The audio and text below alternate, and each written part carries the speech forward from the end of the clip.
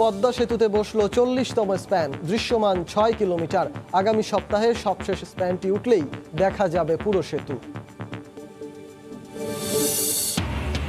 সব প্রস্তুতি শেষ, যে কোনো মুহূর্তে ব্রিটেনে ভ্যাকসিন প্রয়োগ। করোনার টিকা হতে হবে সবার, জাতিসংঘের বিশেষ অধিবেশনে বললেন প্রধানমন্ত্রী শেখ হাসিনা। এবং বিশ্বকাপ প্রাক বাছাইয়ে রাতে কাতার পরীক্ষা বাংলাদেশ ফুটবল দলের। শক্তিশালী প্রতিপক্ষকে রুখে দেয়ার ছক জামাল ভুঁইয়ার, সতর্ক স্বাগতিকরা।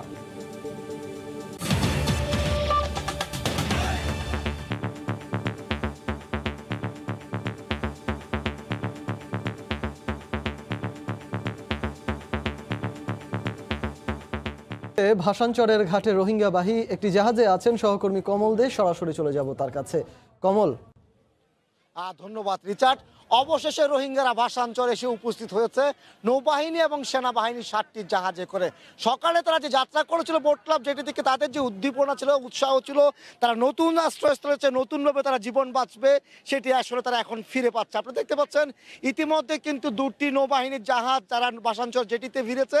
একটি হলো বাংলাদেশ নৌবাহিনীর জাহাজ হাতিয়া, এবং সেখান থেকে রোহিঙ্গারা নামছে। অপর একটি জাহাজ তো কিন্তু রোহিঙ্গারা নেমে গেছে। তো এখানে যারা নৌবাহিনীর কর্মকর্তা সহ প্রশাসনের কর্মকর্তারা ছিলেন তাদেরকে কিন্তু তালি দিয়ে এবং ফুল দিয়ে তাদেরকে বরণ করে নিয়েছেন। এখন তারা চলে যাবে নিজ নিজ আবাসস্থলে। আপনি জানেন 7টি জাহাজে করে 1642 জন রোহিঙ্গা ভাসানচর এসে উপস্থিত হলো। আমি যে জাহাজে রয়েছি এটা এখন 3য় জাহাজ। এরপরে একে একে জাহাজ জেটিতে ভিড়বে এবং রোহিঙ্গারা নেমে তাদের আবাসস্থলে চলে যাবে। এই আবাসস্থল নিয়ে একটু কথা বলে, এখানে কিন্তু রোহিঙ্গাদের প্রায় 1 লাখ রোহিঙ্গাকে রাখার মতো একদম আবাসস্থল করে তুলেছে বাংলাদেশ নৌবাহিনী সরকারের সহযোগিতা, সরকারের নির্দেশনা অনুযায়ী। এবং তারা যদি চাষাবাদ থেকে শুরু করে হাঁস মুরগি পালন করতে পারে, সব রকমের ব্যবস্থা কিন্তু রয়ে গেছে এই ভাসানচরে। যে কারণে কিন্তু রোহিঙ্গারা, আমি যেটা একটা কথা বলি, আমি বর্তমানে যে জাহাজে অবস্থান করছি সে জাহাজে রোহিঙ্গাদের 2জন মাঝি রয়েছেন, যে মাঝিরা বলছেন তারা এই যে এখানে যে ভালো অবস্থা রয়েছে সেটি তারা রোহিঙ্গাদের মাঝে প্রচার করবেন, এবং সেটি বলে তারা বাকি যারা রোহিঙ্গা রয়েছে তাদের পরিবার পরিজন রয়েছে তাদেরকে এখানে আসার জন্য তারা উৎসাহিত করবেন। কারণ গত 2 সপ্তাহ আগে কিন্তু 40 সদস্যের একটি রোহিঙ্গার প্রতিনিধি দল এই ভাসানচরে তারা সফর করেছেন। তারা দেখে গেছে, তারা দেখে বলেছেন এখানে মানব বসতি করার উপযোগী রয়েছে এবং এখানে তারা থাকতে পারবে। এমন তথ্য দেওয়ার পরে কিন্তু এই যে 1642 জন আজকে আসতে রাজি হয়েছেন, এসেছেন, তারা কিন্তু তাদের কথা শুনে রাজি হয়েছেন। আরেকটি বিষয়, রোহিঙ্গারা কিন্তু এখন অ্যান্ড্রয়েড ফোনে তারা ভাসানচরের অবস্থান তারা জানে এবং তারা ভাসানচরের পুঙ্খানুপুঙ্খ তথ্য তাদের কাছে রয়েছে। তারা আমাদেরকে বলছেন তারা সে তথ্য নিশ্চিত হয়ে কিন্তু তারা এসেছেন এখানে থাকার জন্য। আমরা আরেকটি বিষয়, যখন ভাসানচরের সীমানা দেখা যাচ্ছিল, আমরা যে জাহাজে অবস্থান করছি সে জাহাজে যারা রোহিঙ্গা ছিলেন তারা কিন্তু খুব উদ্গ্রীব হয়ে যাচ্ছিলেন তাদের সেখানে পৌঁছানোর জন্য। জানেন গতকালকে কিন্তু তারা কোতোপালং আশ্রয় শিবির থেকে সে রওনা দিয়েছিল। তারা গতকাল রাতে এসে চট্টগ্রামে অবস্থান নেয় এবং তারা চট্টগ্রামের বিএফ শাহিন করে তাদের অবস্থান ছিল, এবং আজ সকালে বোট ক্লাব জেটি থেকে তারা 7টি জাহাজ নিয়ে রওনা দিয়েছে। সেই 7টি জাহাজের মধ্যে ইতিমধ্যে 2টি জাহাজ থেকে রোহিঙ্গারা জেটিতে নামছে, জেটিতে নেমে তারা ভাসানচরে চলে যাচ্ছে। তো বলা চলে 2017 সালের আগস্ট মাসে যে মিয়ানমার বাহিনীর যে নির্যাতনের মুখে প্রাণ বয়ে তারা পালিয়ে আসছিল বাংলাদেশে প্রায় 8 লাখ রোহিঙ্গা, তার মাঝে 1 লাখ রোহিঙ্গাকে বাংলাদেশ সরকার এই ভাসানচরে সরিয়ে আনতে চায়, যে কারণে তাদের পক্ষ থেকে কিন্তু সেই ধরনের ব্যবস্থা নেওয়া হয়েছে এবং সেই অনুযায়ী ইতিমধ্যে শুরু হয়েছে সেই প্রক্রিয়া, অর্থাৎ রোহিঙ্গাদের যে ভাসানচরে আনা প্রক্রিয়া। আজকে প্রথম দিনে কিন্তু 1642 জন ফিরে আসছে এবং ভাসানচরে তারা এসে নামছে একে একে। ইতিমধ্যে কিন্তু 2টি জাহাজ থেকে কিন্তু প্রায় 600 রোহিঙ্গা নেমে গেছে, তারা এখন তাদের নিজ নিজ আবাসস্থলে চলে যাচ্ছে। 3য় জাহাজ কিছুক্ষণের মধ্যে জেটিতে ফিরবে, আপনি দেখতে পাচ্ছেন। এখন 3য় জাহাজ থেকে বাকি রোহিঙ্গারা নামবে। তো রিচার্ড, এখন পর্যন্ত আমার কাছে ছিল সকল জল্পনা কল্পনার অবসান ঘটিয়ে নানা বাধা বিপত্তি এড়িয়ে কিন্তু রোহিঙ্গাদের প্রথম দল যে ভাসানচরে আসলো তার সর্বশেষ।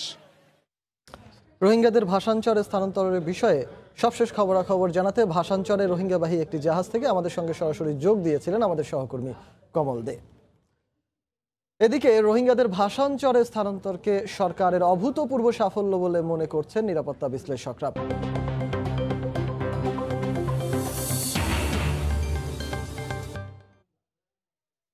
অপেক্ষা আর মাত্র একটি স্প্যানের, তারপরই দেখা যাবে স্বপ্নের পদ্মা সেতু। আজ মাঝ নদীতে 40তম স্প্যান বসানোর পর দৃশ্যমান হলো 6 কিলোমিটার। সেতু কর্তৃপক্ষ বলছে এরপর গতি আনা হবে স্ল্যাব বসানোর কাজে। সাইফুল ইসলামের ছবিতে এহসান জুয়েলের রিপোর্ট। শীতের ভোরে মাত্র উঁকি দিচ্ছে সূর্য, তখনও নদীতে ঘন আস্তরণ মেলে আছে কুয়াশা। শুক্রবার ছুটির দিনের আমেজ কাটিয়ে একটু একটু করে তখন জাগছে পদ্মার 2 পারের মানুষ। গন্তব্য মাঝ নদীর 11 ও 12 নম্বর পিলার। খুব দূরে দৃষ্টি যায় না, তবু সামনের দিকে এগিয়ে চলা। চোখে পড়ে পদ্মা সেতুর 40তম স্প্যানটি। আগের দিন বৃহস্পতিবার পিলারের কাছে নিয়ে মাঝ নদীতে রেখে দেওয়া হয় স্প্যানবাহী ক্রেনটি। আশপাশের নৌযানগুলোর সঙ্গে কোনোরকম দুর্ঘটনা এড়াতে রাতভর ক্রেনটি পাহারা দেয় সেনাবাহিনীর সদস্যরা। সকাল 8টায় কাজ শুরু করার কথা হলেও কুয়াশার কারণে শুরু হয় 9:30টায়। কাজ এগিয়ে গেছে, সমান্তরালে পদ্মা সেতুর প্রকৌশলীদের বেড়েছে অভিজ্ঞতা, দক্ষ হয়েছে হাত। এতদিনে তাদের জানা হয়ে গেছে স্প্যান বসানোর দিনগুলোতে কী ধরনের জটিলতা থাকে, কি করে তা সমাধান করতে হয়। সর্বনিম্ন সময় মাত্র 1 ঘন্টায় তুলে দেওয়া সম্ভব 40তম স্প্যানটি। স্পিড বোটের সময় যায়, লঞ্চের সময় যায়, এই সময়টা আর কি গাড়িতে ডাইরেক্ট গেল গিয়া। পদ্মা সেতুর কাজ দ্রুত এগিয়েছে। পদ্মা সেতু হলে আমাদের খুব ভালো হবে। আমার সামনে সবকিছু হচ্ছে, দেখতে পাচ্ছি। আমার কাছে দেখতে অনেকটাই ভালো লাগছে। আর মাত্র একটি স্প্যান বাকি আছে, এরপরই স্বপ্নের পদ্মা সেতু পুরোপুরি দৃশ্যমান হবে। সেতুর স্প্যান বসানোর কাজ শেষের দিকে হওয়ায় এদিন কাজের অগ্রগতি দেখতে আসেন প্রকল্প পরিচালক, প্রধান পরামর্শক সহ সেতু কর্তৃপক্ষের ঊর্ধ্বতন কর্মকর্তারা। প্রথম থেকেই কনফিডেন্ট ইনশাল্লাহ পারবো, এবং আমরা করে দেখাই দিলাম। আমরা অনেকবারই বলেছি যে কাদম্বিনী মরিয়া প্রমাণ করলো, মরে নাই। আমরাও কাজ করেই দেখাবো যে কাজটা হচ্ছে। মহাপ্রান্তে আগে থেকে বসানো 10টি স্প্যানের সাথে নতুন স্প্যানটি যোগ হওয়ার পর পুরো সেতুতে বাকি থাকলো আর মাত্র 1টি স্প্যান। আগামী সপ্তাহে সেটাও বসে দেওয়ার পরিকল্পনা এগুচ্ছে জোরে সোরে। ছিল অনিশ্চয়তা, প্রাকৃতিক আর কারিগরি শত জটিলতা। সবকিছু উতরে সময় এখন স্বপ্ন দেখার। দেশি বিদেশি সব সংশয়কে তুচ্ছ করে নিজেদের সক্ষমতার সবচেয়ে বড় প্রমাণ এই সেতুর মাধ্যমে বিশ্ব এখন জানবে অদম্য এক দেশ বাংলাদেশের নাম। অপেক্ষা আর মাত্র 1 সপ্তাহের। ইহসান জুয়েল, সময় সংবাদ, মাওয়া, মুন্সিগঞ্জ। এই মুহূর্তে পদ্মায় মাঝ নদীতে আছেন সহকর্মী ইহসান জুয়েল, সরাসরি চলে যাচ্ছি তার কাছে। জুয়েল, রিচার্ড, স্বপ্ন ছুঁয়ে যাওয়ার খুব কাছাকাছি দাঁড়িয়ে এখন পদ্মা সেতুর কাজ। 6.15 কিলোমিটার সেতুর মধ্যে 6 কিলোমিটার হয়ে যাওয়া মানেই বাকি আছে মাত্র 150 মিটার, অর্থাৎ একটি স্প্যানের দূরত্বটি বাকি আছে। সে একটি স্প্যান বসানোর কাজ শুরু হবে আগামী সপ্তাহে। আজকে 40তম স্প্যানটি বসে দেওয়ার মাধ্যমে 6 কিলোমিটার পূর্ণ হলো, এবং একই সঙ্গে পদ্মা সেতুর কাজে শেষ হওয়ার একেবারে কাছাকাছি চলে এসেছে, অর্থাৎ খুব বেশি দূরে আর নেই। গত 2 মাসে 8টি স্প্যান বসানো গেছে, এই মাসের শুরুতেই একটি স্প্যান বসে দেওয়া গেল, এবং বাকি যে একটি স্প্যান আছে সেটি ডিসেম্বরের 2য় সপ্তাহে বসিয়ে ফেলার পরিকল্পনা আছে। সব কিছু মিলে এইখানে যে কাঙ্ক্ষিত একটা টার্গেট ছিল চলতি বছরের জুন মাসের মধ্যে সবগুলো স্প্যান বসানোর কাজ শেষ করা, সেটা হয়ে ওঠেনি। কারণ হঠাৎ করে দেশে করোনা দেখা দেওয়ার পর থেকে নদীর পানিও অনেকটুকু বেড়ে গিয়েছিল, সে সময় 4 মাস কাজ বন্ধ রাখতে হয়েছিল। কিন্তু এই যে 4 মাসে পিছিয়ে যাওয়া, সেটা কিন্তু খুব সহজে পুষিয়ে নেওয়া গেছে পরবর্তী 2 মাসে। অর্থাৎ পরবর্তী 2 মাসে 8টি স্প্যান বসেই একেবারে লক্ষ্যের কাছাকাছি চলে এসেছে। সে কারণেই এই মাসে 2টি স্প্যান বসানোও কিন্তু তাদের কাছে খুব বেশি আর কোনো কঠিন কোনো কাজ নয়। সহজ কাজগুলোর মতোই এখন আরেকটি স্প্যান বসে দিয়ে গেলেই 6.15 কিলোমিটার পদ্মা সেতু দৃশ্যমান হয়ে যাবে। যদিও এরপরে একটা লম্বা সময় লাগবে, প্রায় বছরখানেক সময় লাগবে এই স্প্যানগুলোর উপর রোড ও রেল স্ল্যাব বসানোর কাজটা শেষ করতে। রোড ও রেল স্ল্যাব সবগুলো স্প্যানের উপর প্রায় 3000 করে বসবে। এর মধ্যে কিন্তু রেল স্ল্যাবে 1800-র কাছাকাছি বসে গেছে। রোড স্ল্যাবের গতিটা একটু কম, 1200-র কাছাকাছি বসেছে। রেল স্ল্যাবগুলো আগে বসিয়ে ফেলা হচ্ছে, কারণ এই রেল স্ল্যাবগুলো প্রবেশ করাতে হবে কিন্তু সেতুর উপরের অংশ দিয়ে, স্প্যানের উপরের অংশ দিয়ে, অর্থাৎ যে অংশটা দিয়ে রোড স্ল্যাব বসবে সেখান দিয়েই রেল স্ল্যাবগুলো ভিতরে প্রবেশ করাতে হবে। সেই কারণে আগে রেল স্ল্যাব বসানোর উপর গুরুত্ব দেওয়া হচ্ছে, পরবর্তীতে বসানো হবে রোড স্ল্যাব। অর্থাৎ একই সঙ্গে সেতুতে রোড ও রেল স্ল্যাব দুটোর কাজই এগিয়ে নেওয়া হচ্ছে, এবং এই কাজগুলোতে এখন পর্যন্ত প্রায় 18-19টি স্প্যানে এখনও স্ল্যাব বসানো বাকি আছে। সব কিছু মিলে আমরা কথা বলেছিলাম, তারা বলছিলেন যে এক একটি স্প্যানে স্ল্যাব বসানোর কাজ শেষ করতে প্রায় 1 মাসের কাছাকাছি সময় লাগে। এখন 2 শিফটে কাজ চলছে। পরিকল্পনা নেওয়া হচ্ছে যে সামনের দিনগুলোতে জনবল বাড়িয়ে 3 শিফটে কাজ করার, অর্থাৎ এটি যাতে লক্ষ্যের মধ্যে, অর্থাৎ 1 বছরের মধ্যে কাজটি শেষ করা যায়, সে লক্ষ্যে কাজগুলো এগিয়ে নেওয়া হচ্ছে। অর্থাৎ একটু একটু করেই এক একটি কাজ কিন্তু এগিয়ে আসছে। প্রথমে সবগুলো পিলার বসানোর কাজ শেষ হলো, পরে সবগুলো স্প্যান বসানোর কাজ শেষ করা হচ্ছে। এরপর রোড ও রেল স্ল্যাব বসানো গেলেই কিন্তু পদ্মা সেতু যান চলাচলের জন্য উন্মুক্ত করে দেওয়া যাবে। রিচার্ড, এখন পর্যন্ত এই ছিল আমার কাছে পদ্মার পাড় থেকে সবশেষ খবর। পদ্মার পাড় থেকে আমাদের সাথে সরাসরি যুক্ত হয়েছিলেন সহকর্মী ইহসান জুয়েল। দুপুরের সময় আরও থাকছে অবৈধ মুঠোফোন শনাক্ত প্রকল্পে বিতর্কিত প্রতিষ্ঠান রেডিসন ডিজিটালকে যুক্ত করায় তথ্যের সুরক্ষা নিয়ে শঙ্কা, সতর্ক থাকার পরামর্শ।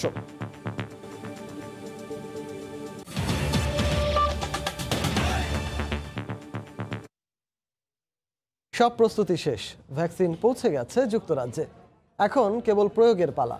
প্রথম ধাপের ভ্যাকসিনেশনের কার্যক্রমের মাধ্যমে 99% মৃত্যু প্রতিরোধ ও হাসপাতালে ভর্তি ঠেকানোর আশা করছে ব্রিটেন। বেলজিয়ামের এখানেই উৎপাদিত হচ্ছে ফাইজার ও বায়োএনটেক উদ্ভাবিত করোনার ভ্যাকসিন। যুক্তরাজ্যের অনুমোদনের পর এখন তা সরবরাহ করছে মার্কিন ওষুধ উৎপাদনকারী প্রতিষ্ঠান ফাইজার। এরই মধ্যে 4 কোটি ডোজ ভ্যাকসিন পৌঁছে গেছে যুক্তরাজ্যে। তবে নিরাপত্তার স্বার্থে ভ্যাকসিন মজুদের স্থান প্রকাশ করা হয়নি। যুক্তরাজ্যের কেন্দ্রস্থলে এই ভ্যাকসিন রাখা হয়েছে।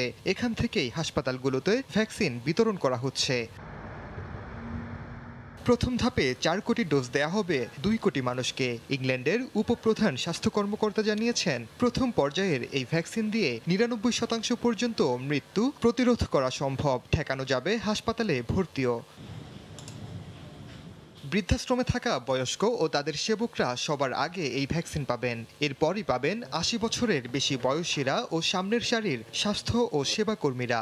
75 বছরের বেশি বয়সীরা, 70 বছরের বেশি বয়সীরা এবং একই সঙ্গে মুমূর্ষরা থাকবেন এই তালিকায়। এরপর অগ্রাধিকার দেয়া হবে ক্রমান্বয়ে 60, 55 ও 50 বছরের বেশি বয়সীদের। 16 থেকে 64 বছর বয়সীদের মধ্যে যাদের অবস্থা গুরুতর তারাও অগ্রাধিকার ভিত্তিতে পাবেন এই ভ্যাকসিন। করোনা থেকে পূর্ণ প্রতিরোধ ক্ষমতা অর্জনে লাগবে 2টি ডোজ। প্রথম ডোজ নেয়ার পর 12 দিন পর রোগ প্রতিরোধ গড়তে শুরু করবে ফাইজার বায়োএনটেকের ভ্যাকসিন। 21তম দিনে নিতে হবে দ্বিতীয় ডোজ।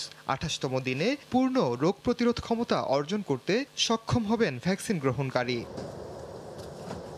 এদিকে শনিবার থেকে স্পুটনিক 5-এর ভ্যাকসিনেশন কার্যক্রম শুরু করার কথা জানিয়েছে রাশিয়া। ওমর ইনান, সময় সংবাদ। এদিকে প্রধানমন্ত্রী শেখ হাসিনা বলেছেন, করোনার টিকা হতে হবে সবার। এজন্য ভ্যাকসিনের সহজলভ্যতা নিশ্চিতের আহ্বান জানিয়েছেন তিনি। জাতিসংঘের সাধারণ পরিষদে বিশেষ অধিবেশনে ভার্চুয়ালি যুক্ত হন প্রধানমন্ত্রী। এ সময় মহামারী মোকাবেলায় 3 দফা দাবি উত্থাপন করেন Sheikh Hasina. The COVID-19 pandemic has devastated the health systems and economies across the world. We need to ensure universal, equitable, timely and affordable access to quality vaccines. Secondly, the world must treat the COVID-19 vaccine as a global public good. Thirdly, the challenges faced by the developing countries in the context of COVID-19, including financial assistance, should be specifically recognized. মুক্তিযুদ্ধের অন্যতম সংগঠক ও যুবলীগের প্রতিষ্ঠাতা chairman শহীদ শেখ ফজলুল হক মনির 81তম জন্মবার্ষিকী আজ। এ উপলক্ষে সারা দেশে নানা কর্মসূচি পালন করছে যুবলীগ।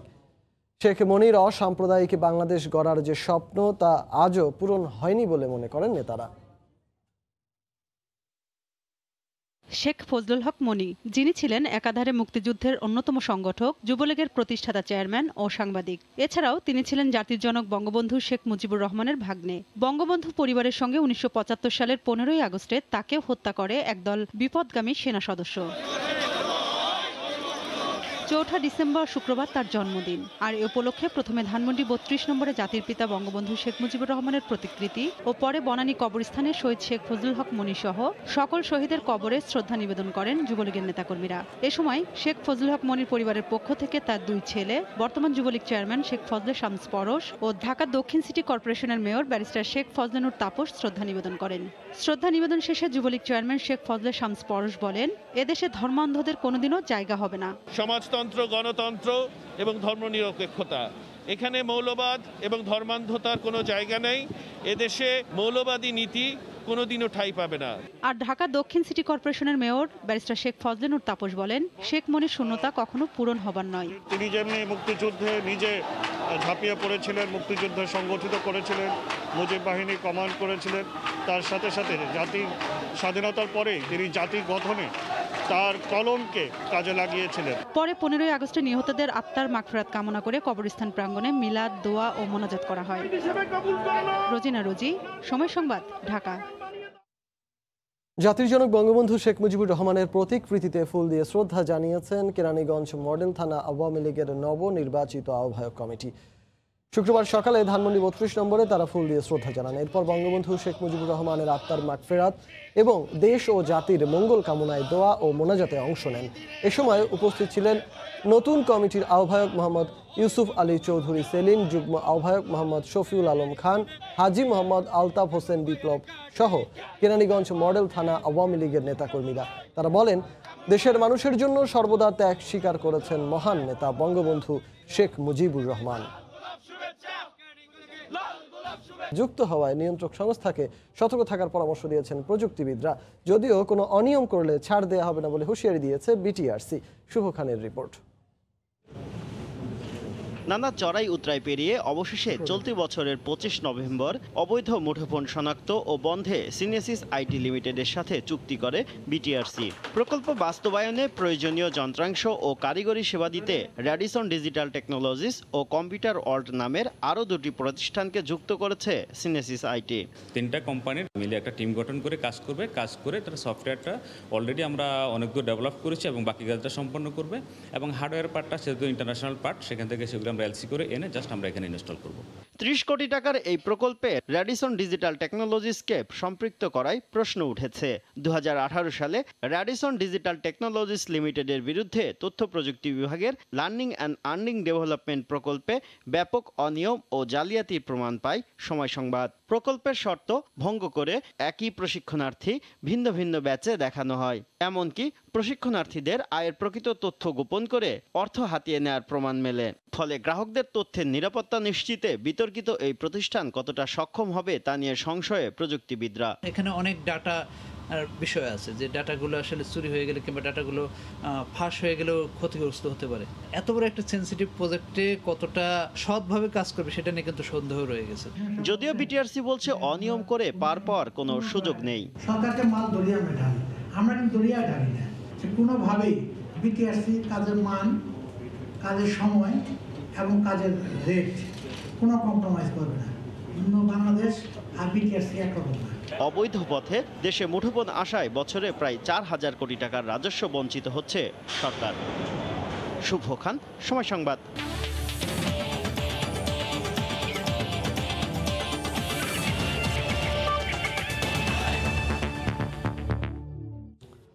কাতার বাংলাদেশ বিশ্বকাপ প্রাক বাছাই পর্বের খবর। কাতারকে রুখে দেওয়ার লক্ষ্য নিয়ে মাঠে নামবে বাংলাদেশ ফুটবল দল। অন্তত 1 পয়েন্ট নিয়ে ফিরতে চান অধিনায়ক জামাল ভুঁইয়া। অন্যদিকে কোচ জেমি ডে শিষ্যদের বলেছেন ম্যাচটা উপভোগ করতে। এশিয়ান চ্যাম্পিয়ন কাতার বাংলাদেশকে হালকাভাবে নিচ্ছে না। ম্যাচ থেকে পূর্ণ 3 পয়েন্ট নিতে চায় স্বাগতিকরা। দোহারের আবদুল্লাহ বিন খলিফা স্টেডিয়ামে ম্যাচটি শুরু হবে বাংলাদেশ সময় রাত 10টায়। প্রায় 20 দিন পর শিষ্যদের নিয়ে আবারও মাঠে কোচ জেমি ডে। অবশ্য না থেকেও ছিলেন বাংলাদেশের হেড কোচ। জেমির পরিকল্পনা মতোই বাংলাদেশ সেরে নিয়েছে প্রস্তুতি পর্ব। এবার দিলেন শেষ মুহূর্তের টোটকা। কাতারের সঙ্গে বাংলাদেশের শক্তির পার্থক্য বিস্তর, তবে নিজেদের প্রস্তুতিতে সন্তুষ্ট লাল সবুজের দল। জয়ের স্বপ্নটা বাস্তব না সেটা জানা অধিনায়কের, তবে মাঠে নামার আগেই হাল ছাড়ছেন না। The main goal would be to get 1 point at least. I'm not saying that we're going to win, but it's going to be very difficult to win here in Qatar. কাতারে 2 প্রস্তুতি ম্যাচে বাংলাদেশের জালে 4 গোল দিয়েছে প্রতিপক্ষরা, তাই রক্ষণ নিয়ে বাড়তি সতর্ক coach. Top of the group for a reason. They're the best team in Asia for a reason. So they have the best players at the minute. So we know it's an unbelievably massive task to get anything from this game. সবশেষ 4 match জয়হীন Felix Sanchez শিষ্যরা কিছুটা সতর্ক থেকে দলকে সাহস যোগাচ্ছেন coach, তবে লক্ষ্যটা জানিয়েছেন স্পষ্ট। One of the identities of this team, they are very competitive, they are good organized and very compact, so we know that we need to be very accurate. কাতারের বিপক্ষে 5 দেখায় কোনো জয় নেই বাংলাদেশের। 2006 সালে এশিয়ান কাপের বাছাইয়ে ড্র করলেও এরপর টানা 4 ম্যাচ হেরেছে লাল সবুজরা। সাজিদ মুস্তাহিদ, সময়। এ পর্যায়ে শীর্ষ সংবাদ জানিয়ে দিচ্ছি আরেকবার। স্বপ্নের পদ্মা সেতুতে বসলো 40তম স্প্যান, দৃশ্যমান 6 কিলোমিটার। আগামী সপ্তাহে সবশেষ স্প্যানটি উঠলেই দেখা যাবে পুরো সেতু। এবং সব প্রস্তুতি শেষ, যে কোনো মুহূর্তে ব্রিটেনে ভ্যাকসিন প্রয়োগ, করোনার টিকা হতে হবে সবার, জাতিসংঘের বিশেষ অধিবেশনে বললেন প্রধানমন্ত্রী শেখ হাসিনা। এই ছিল দুপুরের সময়ে, আর সঙ্গে থাকুন সময়ের।